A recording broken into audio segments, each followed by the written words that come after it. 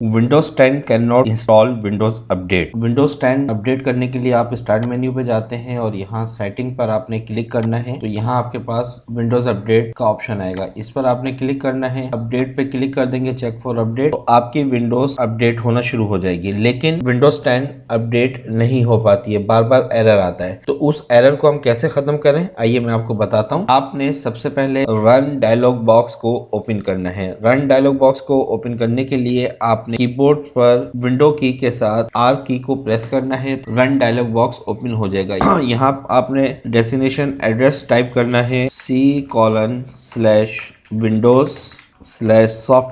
Distribution download. Okay पर click करना है। यहाँ आपके पास जितनी भी फाइल्स और फोल्डर शो हो रहे हैं, इन सबको आपने सिलेक्ट कर लेना है। राइट क्लिक करके इसको डिलीट कर देंगे। डिलीट करने के बाद इसे क्लोज कर दें। अगेन आपने स्टार्ट मेन्यू पर क्लिक करना है, सेटिंग और विंडोज अपडेट पर क्लिक कर देना। यहाँ से चेक फॉर अपडेट पर जब आप क्लिक करेंगे तो आपकी विंडोज अपडेट हो जाएगी।